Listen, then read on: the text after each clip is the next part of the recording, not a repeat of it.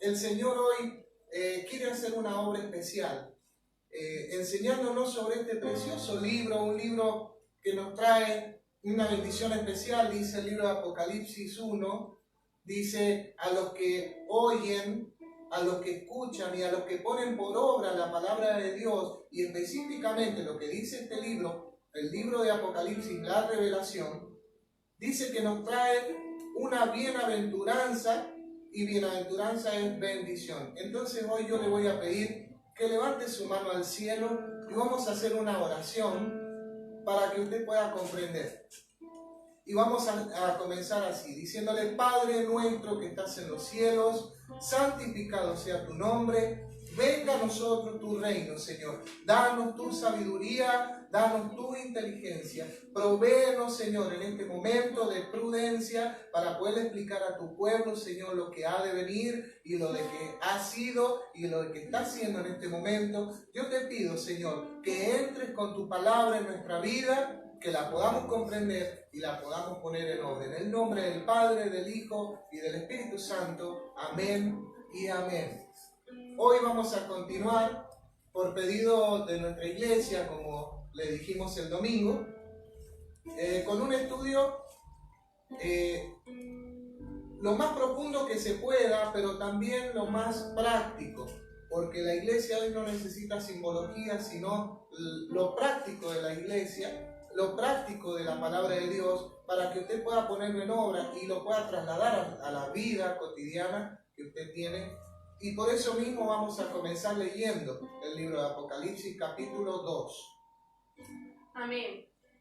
Dice el capítulo 2, versículo 1: escribe al ángel de la iglesia en Éfeso, el que tiene las 7 estrellas en su diestra, el que anda en medio de los 7 candeleros de oro, dice esto: yo conozco tus obras y tu arduo trabajo y paciencia, y que no puedes soportar a los malos, y has probado a los que dicen ser apóstoles y no lo son, y los has hallado mentirosos. Comenzamos leyendo este versículo que es tremendo, amén. En la iglesia en Éfeso, como dice mi esposo, él va a explicar la parte de la historia, la parte teórica, y por este lado vamos a llevarlo al plano actual. Amén, a lo que vivimos cotidianamente, porque la Biblia fue escrita miles de años anteriores con el fin de salvarnos año a año. La palabra del Señor dice en un versículo: pasará el cielo, pasará la tierra, mis hermanos, pasará todo en el mundo, menos su palabra. Por los siglos de los siglos, su palabra va a permanecer y será tal cual como hoy la estamos viendo y como se ha visto a lo largo de los años. Amén. Dice la palabra del Señor que Dios le dijo: escribe al ángel de la iglesia. ¿Cuál es el ángel de la iglesia? En esta ocasión nosotros lo hemos enseñado en algún momento de estudios bíblicos en nuestra iglesia, cuando el Señor hablaba a través de Juan en el capítulo 1, versículo 12, dice: y me volví para ver la voz que hablaba conmigo, y vuelto vi 7 candeleros de oro, y en medio de los 7 candeleros a uno semejante al Hijo del Hombre, vestido de una ropa que llegaba hasta los pies y ceñido por el pecho con un cinto de oro. De esta forma, Juan estaba detallando y describiendo a Jesús. Ese varón semejante al Hijo del Hombre, como decía en el capítulo 1, versículo 12, dice que era Jesús. Luego, volviendo al capítulo 2, versículo 1, dice: el que tiene las 7 estrellas a su diestra, el que anda en medio de los 7 candeleros de oro, dice esto. Es Jesús hablando a la iglesia que iba a venir en cada iglesia representada en el libro de Apocalipsis, ¿verdad? Estas 7 iglesias estamos representados todos nosotros. El Señor hablando al siervo de la iglesia. Cuando dice habla al ángel de la iglesia, habla al pastor de la iglesia, para que entienda el mensaje de cómo la iglesia tenía que moverse y tenía que vivir. en aquellos tiempos y en este tiempo. Cuando dice yo conozco tus obras, el Señor estaba detallando que Él tiene control, que Él tiene detalles a la hora de ver lo que nosotros hacemos como iglesia, lo que demostramos como iglesia. Dice, yo conozco tus obras, yo conozco lo que tú haces, tu arduo trabajo. Nuestra iglesia particularmente es una iglesia que trabaja continuamente, arduamente, permanentemente en el ministerio, llevando la palabra y levantando la iglesia del Señor. Paciencia. Una virtud que como iglesia tenemos que tener, paciencia, para poder perdurar en el tiempo, para poder permanecer en los caminos del Señor. Dice que no puedes soportar a los malos, que has probado a los que dicen ser apóstoles y no lo son y los has hallado mentirosos. A través de la palabra, nuestro pastor muchas veces nos ha enseñado que no escuchemos cualquier palabra y la creamos así porque sí. Compruébelo con la Biblia. Todo lo que esté escuchando, todo lo que esté atesorando en su corazón, asegúrese que sea confirmado por la palabra, porque si no corre el riesgo de que cualquier persona le pueda manipular en su mente, en su corazón, y pueda ser una piedra de tropiezo, pueda ser un estorbo en vez de alguien que puede edificar su casa o su familia. Amén. Bueno, yo les voy a hablar un poquito sobre el contexto histórico de la iglesia de Éfeso, que es la iglesia que vamos a estudiar hoy. La iglesia que usted conoce por medio de Pablo, una de las cartas de Pablo, es dirigida a los Efesios. Esto fue creada, fue enviada por Pablo en el año 55 la carta. Yo le voy a hablar un poquito con la historia dirigida desde la Biblia. No quise buscar la historia que dan los libros, sino la misma historia en la palabra de Dios. ¿Por qué? Porque mi esposa va a tocar el lado espiritual y yo voy a justificar por qué pasó de que Dios tuvo que hablarles muy fuerte con respecto al primer amor. Ya va a dedicarse eso a mi esposa. Yo hoy le voy a hablar un poquito de cómo Pablo, el apóstol de esta iglesia, porque esta iglesia tenía un apóstol y era el apóstol Pablo.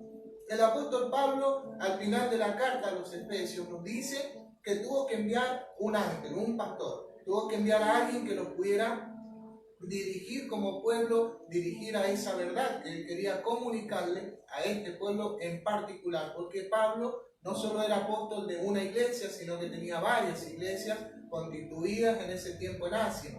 Entonces Pablo envía a Tíquico. Si usted lo va a encontrar en los últimos versículos, ya vamos a llegar ahí. Le puso un pastor porque entendió los tiempos de la iglesia de Éfeso y notó un peligro que luego Jesucristo a través de Juan nos puede especificar un poquito más en el tiempo, porque recuerde que Juan recibe la revelación, se lo dije el otro día, el domingo entre el año 70 y el año 90 después de la resurrección de Cristo. Entonces, pero la carta a los Efesios fue hecha 30 o 20 años aproximadamente antes de la carta que escribe Juan como Apocalipsis. Amén. Para que podamos entenderlo en el contexto. Pablo ya evidenciaba algunos problemas como algunas virtudes, como dijo mi esposa, conocía que tenía un buen trabajo, tenía una apertura con respecto a las cosas nuevas, al entendimiento, al conocimiento, al punto que Pablo le dice a la iglesia conocedora de los misterios de Jesucristo. Vamos a ir interiorizándonos en la historia de acuerdo a la carta de Efesios. Yo le voy a pedir que busque en el libro de Efesios, capítulo 1, versículo 1, se presenta Pablo, pero luego en el versículo 4 le habla del propósito que tenía esta iglesia en particular. Recuerde, cada iglesia tiene un propósito en particular. No todas son con el mismo propósito. Usted va a decir, pero todas ganan almas. Sí, pero no todas de la misma manera. Dios no le habló igual a todas las 7 iglesias, sino que a cada uno le habló personalmente, diciéndole: yo conozco tus obras y sé que has sido fiel en esto. A otra le dice: fuiste fiel en aquello. Entonces al libro de Efesios lo vamos a ver para que podamos entender por qué Cristo luego le dice eso a través del ángel. Y le dice en el versículo 4: según nos escogió en Él antes de la fundación del mundo, para que fuésemos santos y sin mancha delante de Él. Pablo evidenciaba que era necesario que los efesios escucharan esto, porque los efesios tenían una característica muy particular, que eran personas que se dedicaban al estudio. Les encantaba saber un poco más que a los demás. Y el apóstol Pablo evidencia esto, pero nota un error con respecto a lo que ellos pensaban de ellos mismos y tenían un concepto más alto, como más adelante lo dice, de lo que ellos podían tener. Jesucristo a través de Pablo ya les había hablado sobre esto y les dice que tenían que ser santos y sin mancha delante de Él. Y en el versículo 5 dice: en amor, habiéndonos predestinado para ser adoptados hijos suyos por medio de Jesucristo, según el puro afecto de su voluntad. Mire usted, qué bellísima palabra la de Dios, que a través de Pablo ya les advertía y les decía: escúchenme, ustedes tienen un propósito, pero no se alejen del afecto, del puro amor de Jesucristo, que los levantó y los llamó, los predestinó para un propósito.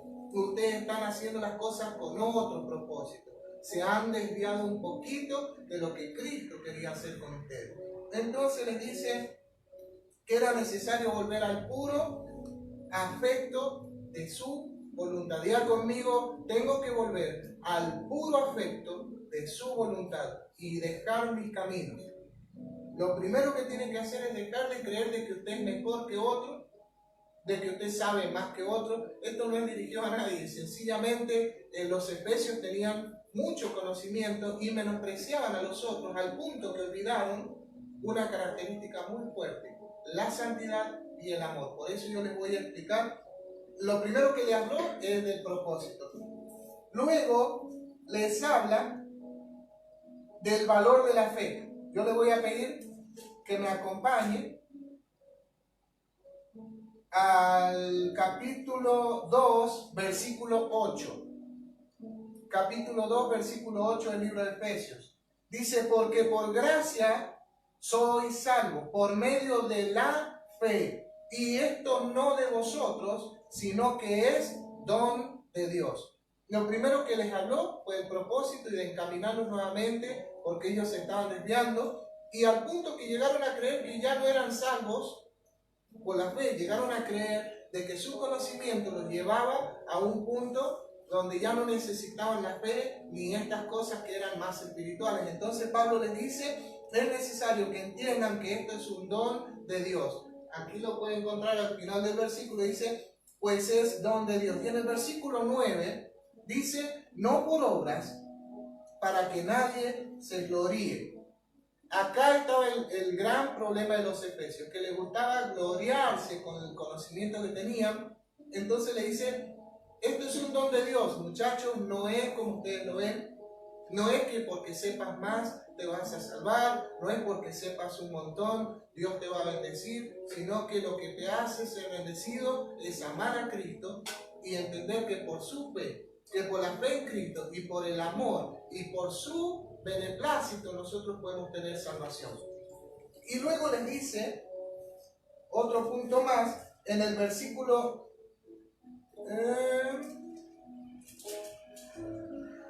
en el capítulo 3, versículo 18, capítulo 3, versículo 18,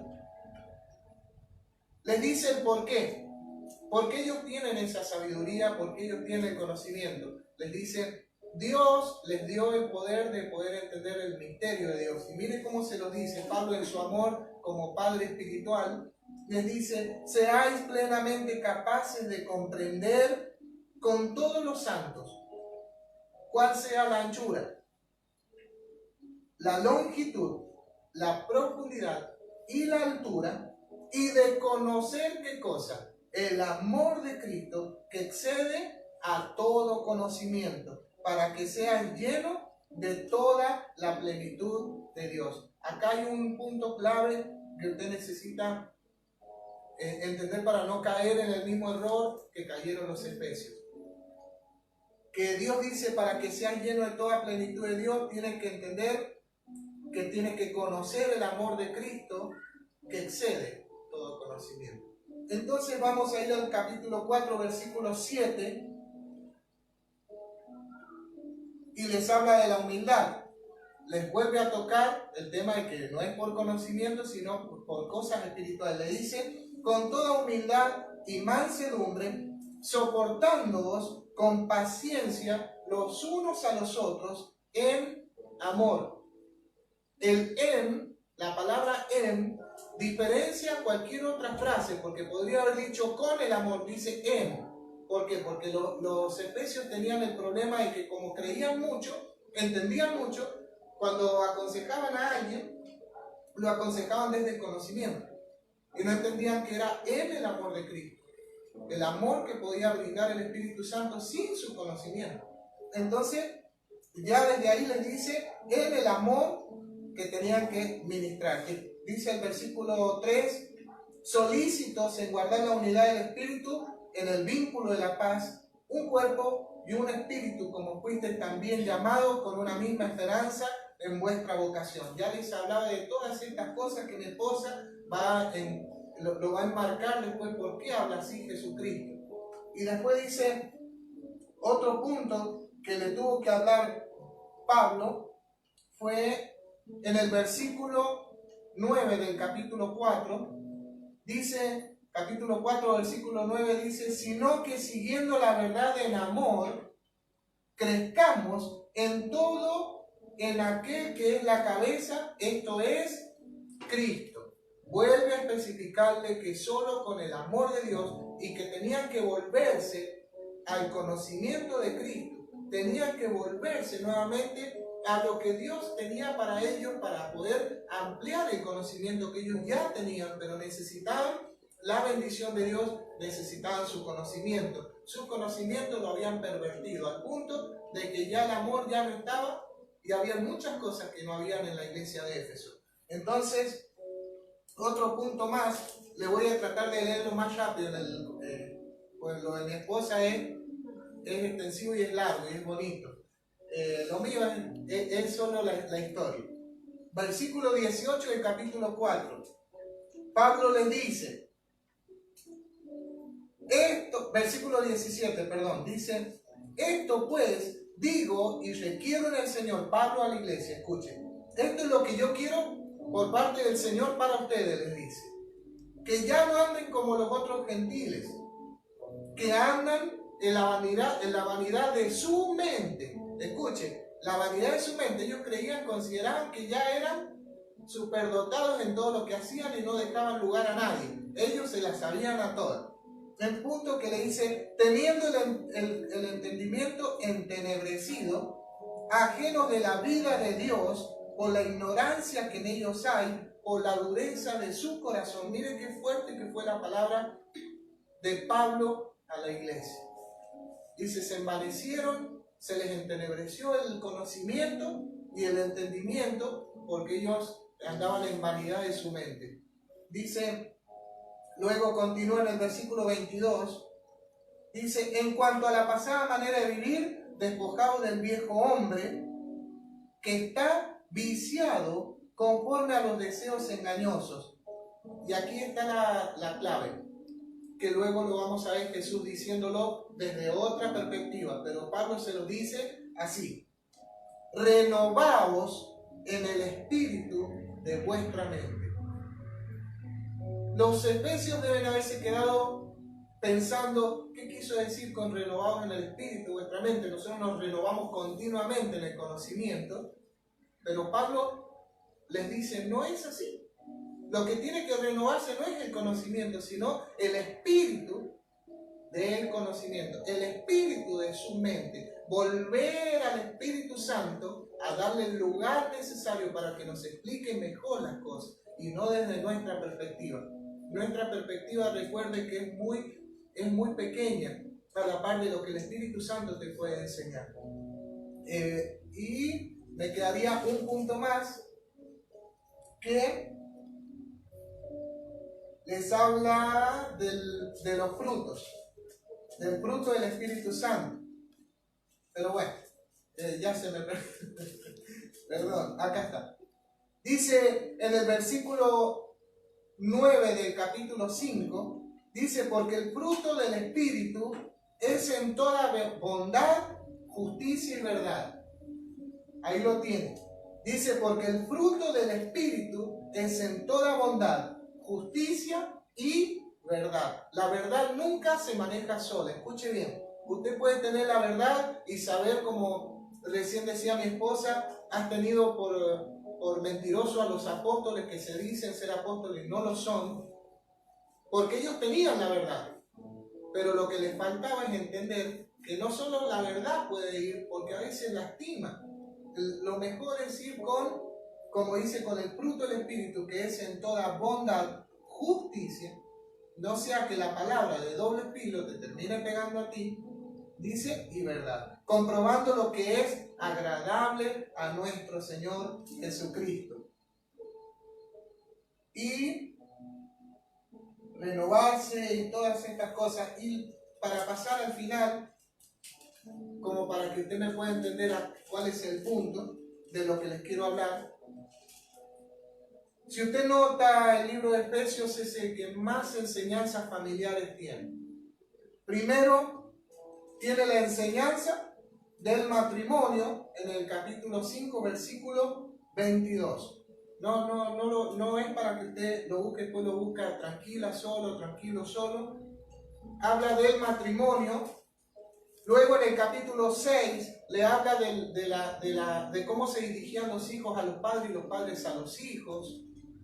Y luego habla de todo lo que es referido al amor en la familia. Había un peligro inmenso en creer que se las sabían a todas y tener ese conocimiento grandioso que habían obtenido de la palabra de Dios. Pero como no lo habían sabido utilizar con verdad y con justicia y con amor, ellos peligraron en algo muy importante para usted y para mí.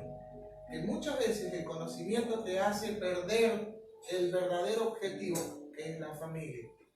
Al punto que Pablo les tuvo que recordar cómo era que debían tratarse la familia. Con tanto conocimiento, tener que enseñarte sobre estas cosas tan básicas, porque lamentablemente ellos habían perdido de vista lo más importante: renovarse en el espíritu de la mente, renovarse a través del Espíritu Santo continuamente, y que tu corazón esté lleno de sus palabras y no tu mente de tus palabras.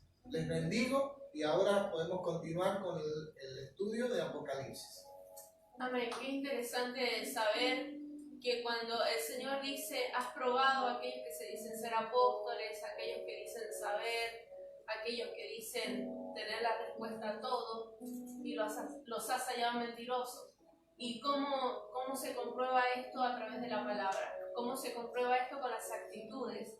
Porque el Señor dice, yo conozco todo lo que estás haciendo, conozco tu trabajo, conozco tu paciencia, les estaba diciendo, versículo 2, continúa, versículo 3, y has sufrido, y has tenido paciencia, y has trabajado arduamente por amor de mi nombre, y no has desmayado. Estaba hablando el Señor de que la iglesia llevaba un ejercicio constante, un ejercicio de evangelización permanente, porque así lo habían recibido de Pablo, porque así los había formado Pablo.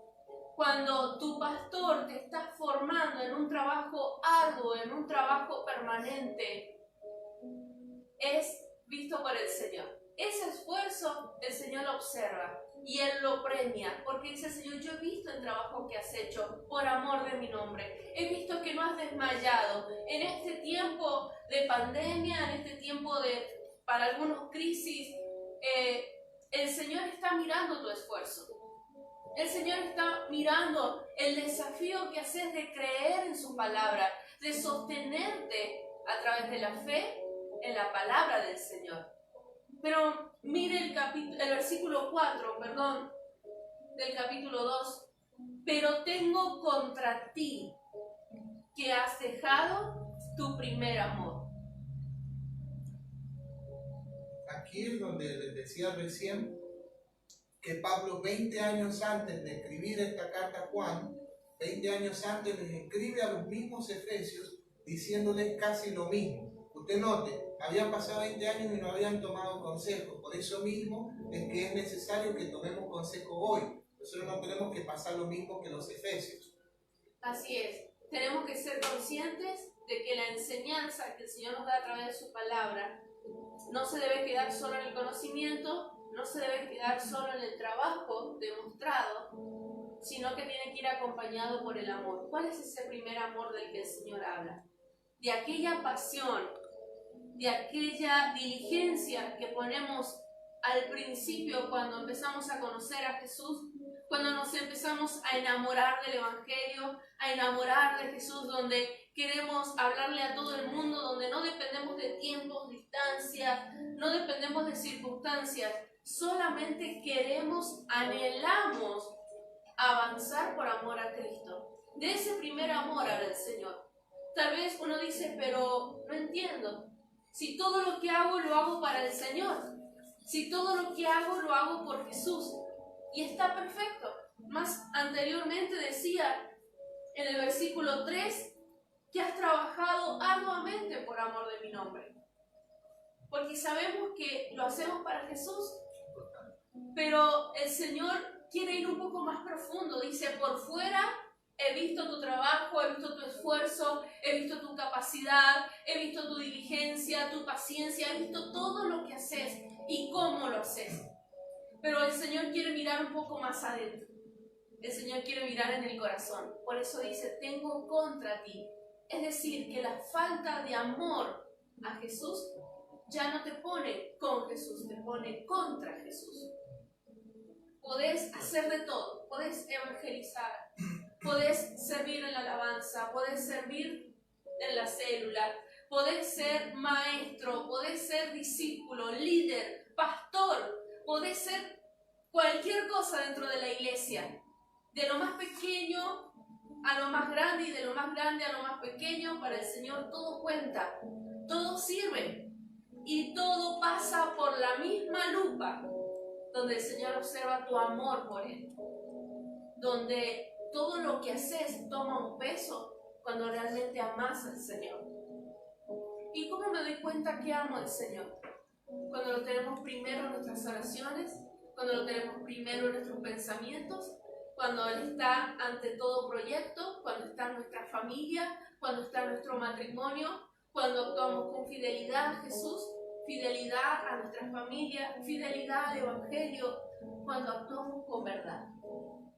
Cuando actuamos con verdad nos damos cuenta de que estamos haciendo todo por amor al Señor.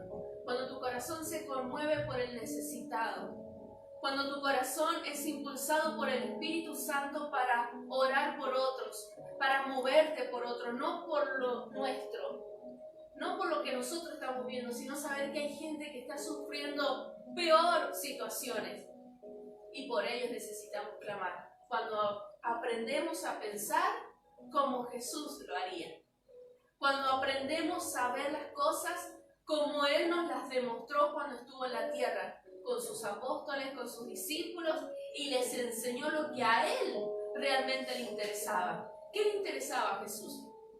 La verdad, la libertad, la misericordia, la fidelidad. Todas estas cosas Él las observaba cuando observó a la mujer que llevaba las últimas 2 monedas a la ofrenda. Miró su fidelidad, miró su obediencia y también miró que estaba dando todo lo que tenía. Cuando le dio la libertad al endemoniado, miró la decisión que había en su corazón, el clamor del alma de esta persona, porque él no fue y dijo, mira, me estoy endemoniado y quiero ser libre. No, fue el alma de esta persona clamando por una libertad al Señor y Él se la otorgó. Cuando hizo sanidades en los ciegos, cuando levantó a los muertos, Él miró la actitud del corazón y eso hace el Señor en este día. Hoy está mirando la actitud de tu corazón. Todo lo que haces toma un peso extraordinario, toma un peso de oro cuando el Señor mira con una lupa tu corazón. Dice, tengo contra ti que has dejado tu primer amor. Versículo 5. Recuerda, por tanto, de dónde has caído y arrepiéntete y haz las primeras obras, pues si no, vendré pronto a ti, quitaré tu candelero de su lugar, si no te hubieres arrepentido. La palabra del Señor nos da la llave, nos da la clave para poder cambiar todo lo que estás haciendo, darle el sentido que realmente tiene que tener, amor por Jesús. ¿Cómo viene? A través del arrepentimiento.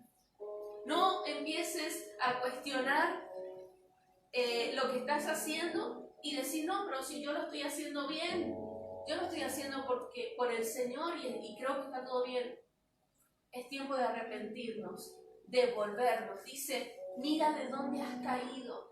El amor del Señor es lo que nos impulsa hacia arriba. El amor del Señor es lo que nos lleva a estar cada vez más cerca de su presencia. Pero si haces todo el esfuerzo y no hay amor, caes. Ahí es donde perdemos el nivel. Ahí es donde bajamos nuestro nivel espiritual, nuestro nivel físico y material. Porque estás haciendo todo por inercia, por gusto, por fuerza, por capacidad. Pero el amor por el Señor es lo que le va a dar la gracia. Es como un oro que no brilla si no hay amor. El ministerio lo reflejamos en el oro. Para pulirlo tenés que amar al Señor. Para sacarle brillo tenés que amar al Señor.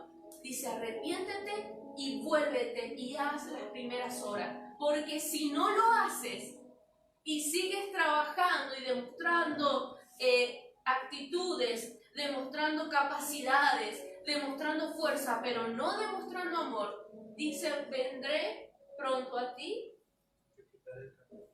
¿Y qué es lo que significaba el candelero? La iglesia. La iglesia. Si lo tomamos que el Señor está hablando a nuestro corazón como pastor, nos está advirtiendo y diciendo, si no lo haces,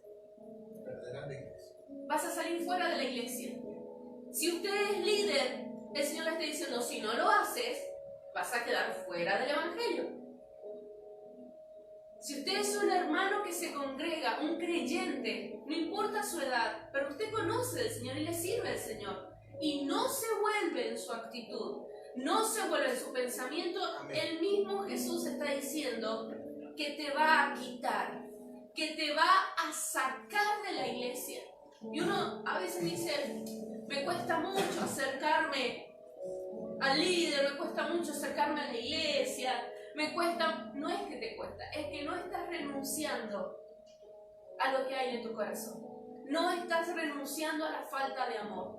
Estás camuflando, estás dibujándote una careta, estás dibujándote una forma de vida en la que otros pueden observar tus capacidades y tu fuerza, pero no ver a Jesús reflejado en tu vocabulario, en tu forma de vida, en tus actitudes. Y esto es muy grave.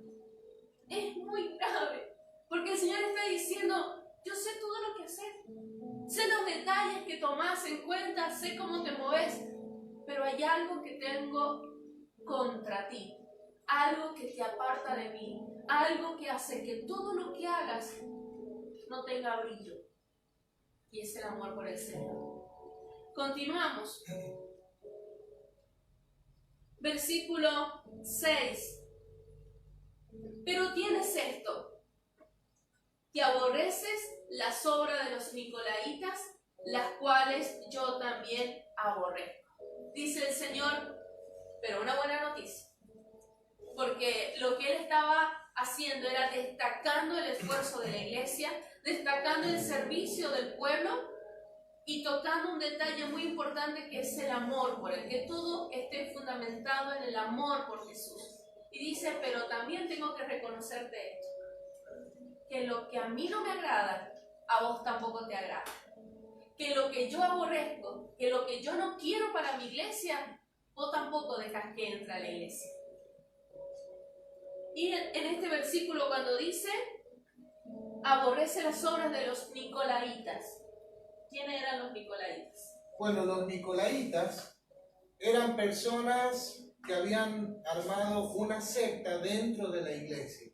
En aquellos tiempos se utilizaba que el conocimiento hacía que se envanecieran y ya no querían seguir al líder, ya no querían seguir al pastor, entonces querían introducir herejías dentro de la iglesia. Los nicolaitas se caracterizaban más por el adulterio y por la fornicación.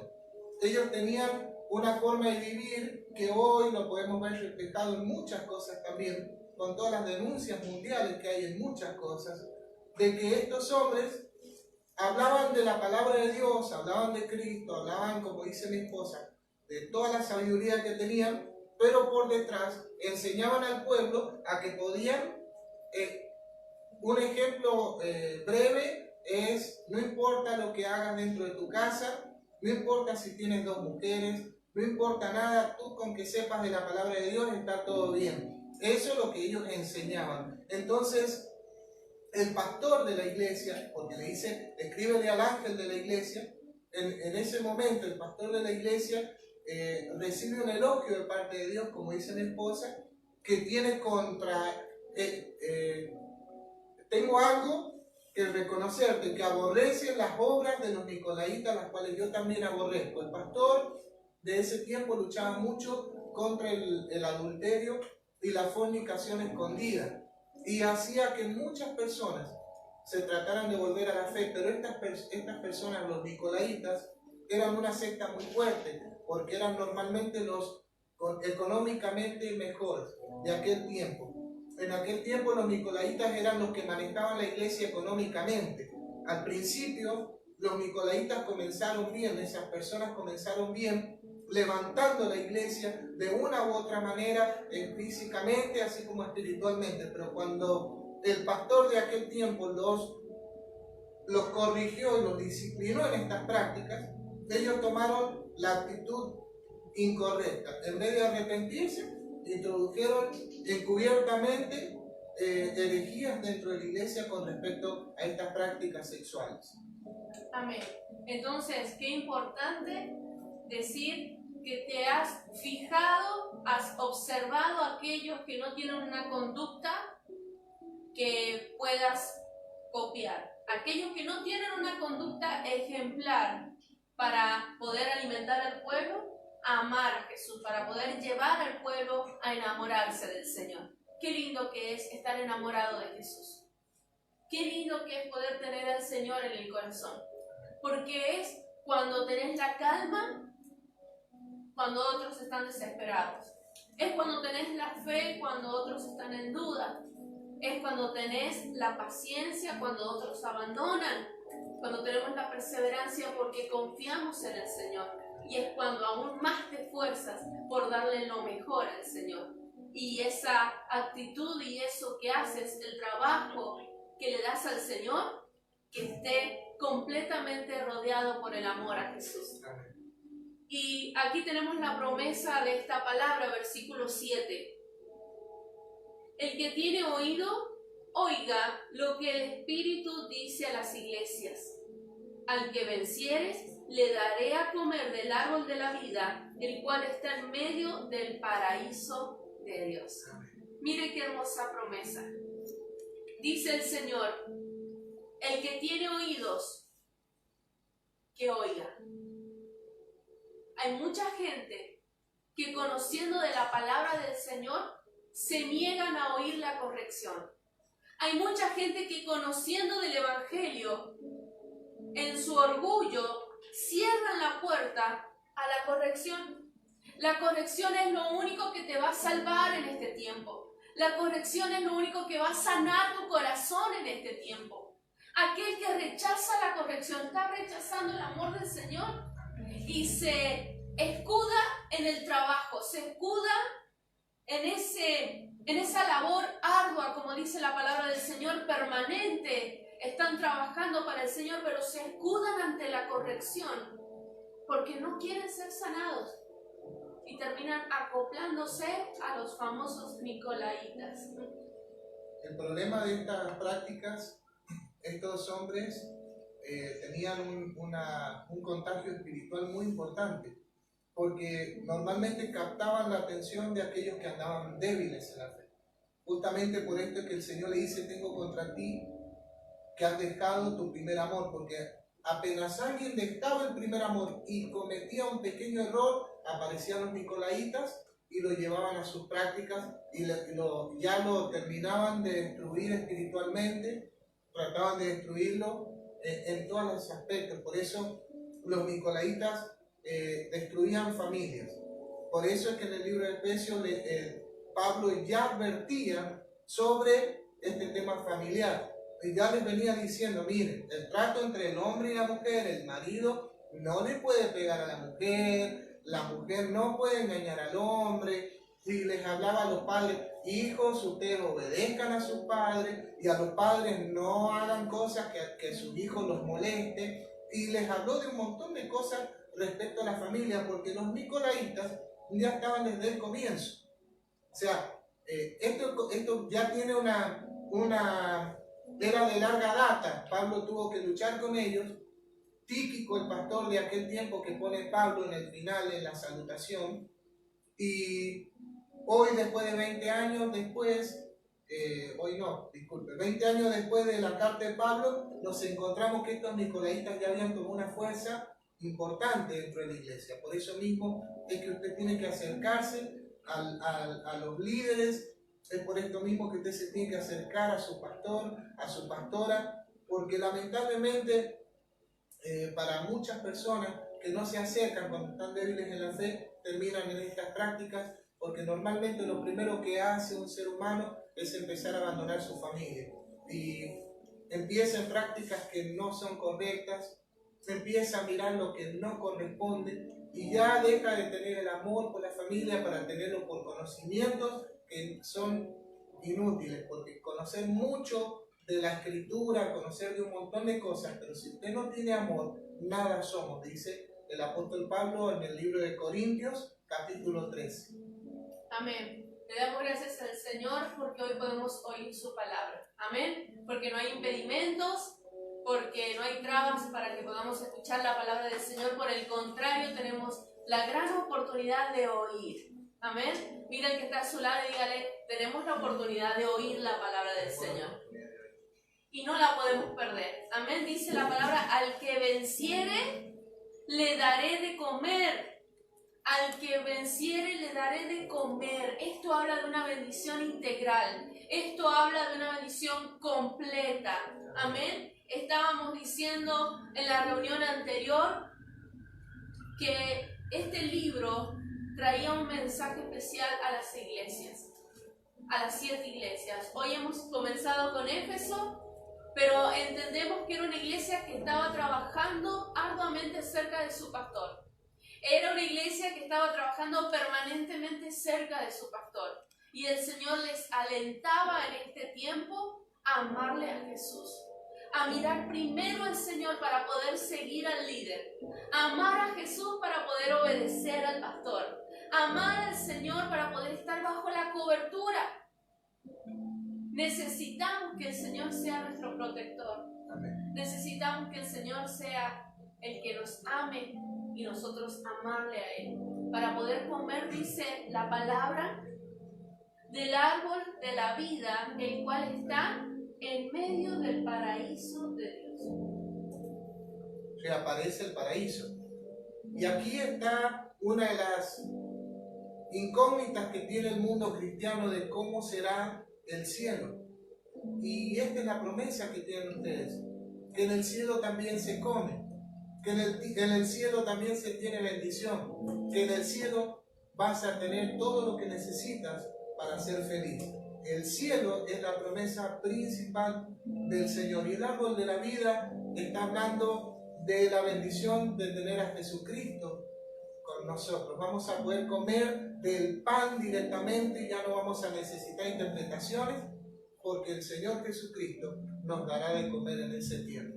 Qué especial. Qué momento glorioso será ese día que podamos ver al Señor cara a cara y que el Señor diga: he visto tu arduo trabajo, he visto tu paciencia, he visto cómo has permanecido y he visto que venciste. Amén. Cumpliéndose esta promesa que hoy estamos declarando sobre su vida, que hoy usted ha sido llamado para vencer. Hoy usted ha sido llamado para disfrutar del alimento que el Señor tiene preparado a través de su palabra. Hoy usted ha sido llamado para poder disfrutar de los beneficios, de las bendiciones, del amor y del perdón, porque la palabra del Señor nos lleva en este día a arrepentirnos. Dice: arrepiéntete y vuélvete y haz las primeras obras. Está diciendo: no dejes de hacer lo que venís haciendo. No dejes de trabajar arduamente por amor del nombre del Señor. No dejes de servirle al Señor, pero volvete en tu corazón, arrepentite y acompañá tus obras con amor genuino, con amor verdadero. El verdadero amor echa fuera el temor. No tiene que haber miedos, dudas, no tiene que haber impedimentos. Tiene que haber un amor genuino, real y verdadero. Amén. Yo le invito a que juntos hagamos una oración donde le vamos a pedir perdón al Señor y le vamos a dar gracias por este día. Amén. Padre, en el nombre de Jesús, hoy te damos gracias porque podemos oír tu palabra. Hoy podemos entender que tú observas el trabajo, el esfuerzo de tus hijos, el esfuerzo de tus siervos. Padre, te damos gracias por las capacidades que cada uno tiene. Hoy te pedimos que una gota de tu sangre sea sobre nuestras vidas. Esa sangre que derramaste en el monte a través de tu sudor, Señor. Esa sangre caiga a nuestra tierra y disipe todo aquello que enfría el amor. Disipe todo aquello que trae infidelidad a tu palabra, Señor. Que podamos ser hombres y mujeres esforzados, valientes, pero por sobre todo podamos ser personas que te amen por sobre todas las cosas. Para nuestro corazón. Y hoy declaramos que en tu nombre somos más que vencedores. Hoy declaramos que vamos a permanecer hasta el día que estemos en el reino de los cielos, viéndote cara a cara, Señor, y reconociéndote una vez más por sobre todas las cosas. En el nombre de Jesús.